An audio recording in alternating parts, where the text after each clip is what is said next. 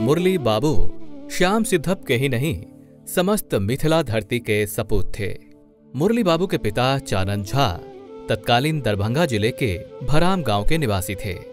उनका विवाह वर्तमान मधुबनी जिला के श्याम सिद्धप गांव के धनी परिवार फकीरन झा की कन्या लीला देवी से हुआ था।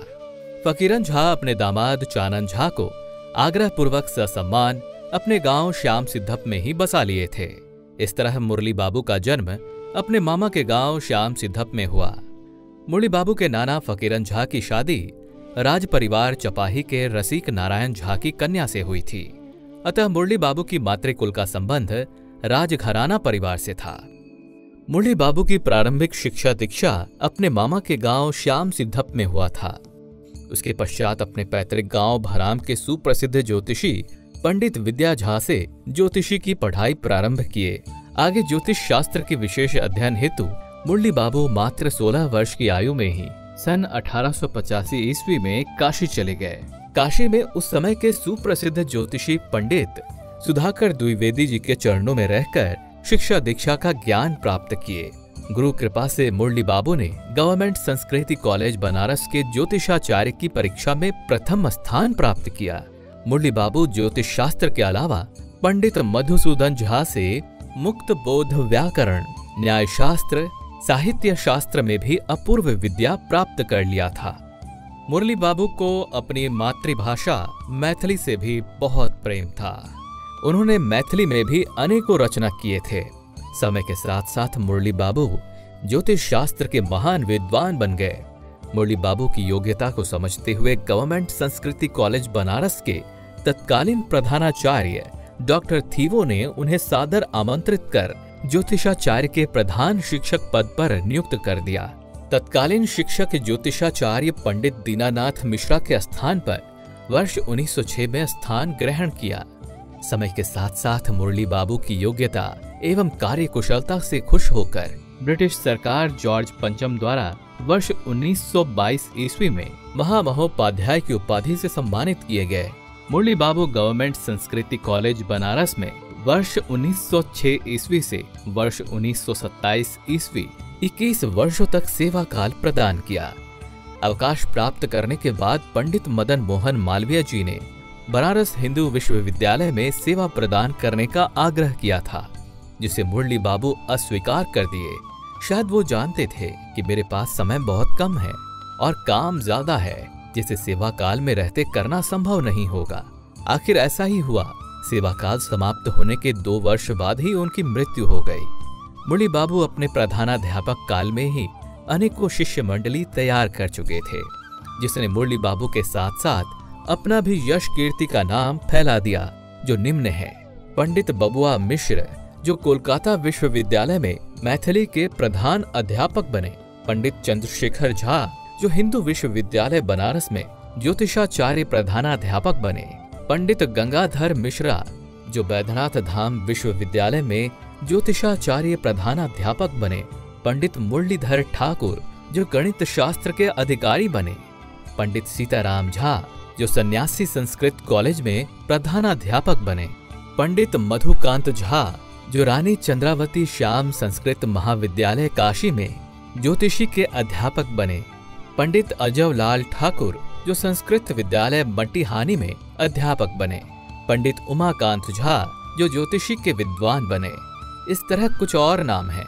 पंडित सुधाकर झा, पंडित सरयुग रमन, पंडित पूर्णचंद्र त्रिपाठी आदि ने मुरली बाबू को अपना गुरु स्वीकार किया था। मुरली बाबू स्वयं भी रचनाकार एवं टीका टिप्पणी के साथ संपादन किया करते थे।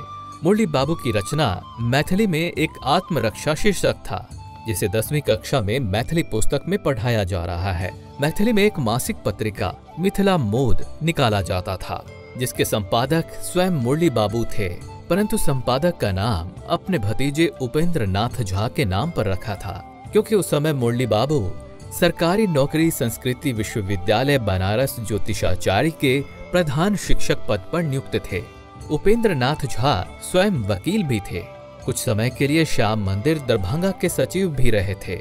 मुरली बाबू मिथिला मोद पत्रिका में मैथिली प्रचार प्रसार के साथ आम जनता की समस्याओं को भी निर्भीकता से लिखते थे। मिथिला मोद में अपना स्वरचित गुरु वंदना के साथ अपना परिचय देववाणी संस्कृत में लिखते थे। श्रीमद् द्विवेदी गुरुवय पदारविंद सचिंतन स्फुरित बोध लवः करोति झोपाख्यान चानन सुतो मुरलीधरास्य भाष्यम तदा विवरण लघु संशयः नमः। इससे स्पष्ट था कि मुरली बाबू संस्कृत के भी जानकार थे। उन्होंने मैथिली सम्मान में भी लिखा था, चलो हटो हम जायबते बंगला की मैथिली उपेक्षा के हमरा से लेती छी बदला। उस समय मिथिला मोद की उपयोगिता को समझकर दरभंगा महाराज ने 100 रुपए मासिक सहायता देना शुरू कर दिया था। कुछ समय बाद किसी कारणवश वो सहायता राशि बंद हो गया, जिस पर मुरली बाबू ने मिथिला मोद में लिखा था, महाराज के सहायता सा अनेकों लोग धन धान्य भय गेल, वछौड़िया घास दाना रूपी सहायता राशि से संतुष्टि रहनी कार की उपेक्षा से कोना जीवन धारण कर। मिथिला मोद की ऐसी मांग देख तुरंत दरभंगा के महाराज पूर्व की भांति सहायता राशि के साथ आगे भी चालू करवा दिया। दरभंगा राज्य में एक धोती परीक्षा होता था, जिसमें विद्वानों को विजेता होने पर एक जोड़ी धोती पुरस्कार में दिया जाता था। ऐसी धोती परीक्षा का मिथिला मोद ने विरोध जताया था। मुरली बाबू का कहना था कि इस धोती परीक्षा को बंद कर दिया जाए या पुरस्कार की राशि को बढ़ाया जाए। मुरली बाबू की योग्यता एवं निर्भीकता को सम्मान करते दरभंगा के महाराज ने अपने राज्य राजनगर में एक विद्वानों की सभा बुलाई, जिसमें मुरली बाबू को भी आमंत्रित किया गया। उस सभा में दरभंगा के महाराज मुरली बाबू से मिलकर उनकी खूब प्रशंसा किए एवं कहा, मुझे खुशी है कि मेरे राजनगर के निकट ऐसे विद्वान रहते हैं। फिर उस सभा के सारे विद्वानों को बिना परीक्षा के ही एक जोड़ी धोती पुरस्कार में बांटा गया। तब से दरभंगा महाराज के लिए मुरली बाबू सम्माननीय बन गए। उसके बाद जब कभी भी मुरली बाबू काशी से गांव आते तो दरभंगा के राजा राजनगर रेलवे स्टेशन से गांव तक हाथी की सवारी भेज देते थे। उसी तरह जब कभी दरभंगा के महाराज काशी जाते तो पहले ही मुरली बाबू को तार द्वारा सूचना भेज देते थे। फिर मुरली बाबू अपने राजा के सम्मान में लग जाते थे। एक समय जॉर्ज पंचम ने काशी में विद्वानों के साथ साथ राजा महाराजा की भी सभा बुलाई थी, जिसमें मुरली बाबू ने अपने राजा पर नजर पड़ते ही सभा से उठकर सम्मान दिए थे, जिससे सभी आश्चर्यचकित हो गए थे। दरभंगा के महाराज के साथ काशी के राजा भी मुरली बाबू को काफी सम्मान देते थे। उनकी विद्वता से खुश होकर काशी के राजा ने एक दिव्य अलौकिक हनुमान जी की मूर्ति उपहार में भेंट दिया था, जिसे मुरली बाबू जीवन की अमूल्य उपहार के रूप में स्वीकार किए। उस दिव्य मूर्ति को पाने की लालसा दरभंगा के महाराज ने भी किया था, जिसे अस्वीकार कर अपने गांव श्याम सिद्धप में ज्योतिषी गणना से वर्ष 1927 ईस्वी में स्थापना कर दिया। वैसे उस हनुमान जी की मूर्ति को काशी से राजनगर रेलवे स्टेशन तक लाने में दरभंगा के महाराज का योगदान महत्वपूर्ण था। फिर राजनगर से श्याम सिद्धप तक रथ पर ग्रामीणों की सहयोग से खींचकर लाया गया। आज श्याम सिद्धप की पहचान उस महावीर जी की यश, कीर्ति, मनोकामना, सिद्धि से मिल रहा है। मुरली बाबू भविष्य को समझते हनुमान जी की स्वयं नैवेद्य अक्षत गुड़ की पूजा दिया गया। मुरली बाबू का अन्य राजाओं के जैसा ही नेपाल के राजा से भी अच्छा संबंध था। मुरली बाबू के विद्वता की वजह से नेपाल के राजा भी उनका काफी सम्मान करते थे। नेपाल नरेश ने हनुमान मंदिर के लिए एक विशाल घंटा प्रदान किया था, जिसका मधुर स्वर बहुत दूर पहले ही हनुमान मंदिर श्याम सिद्धप की याद दिला देता है।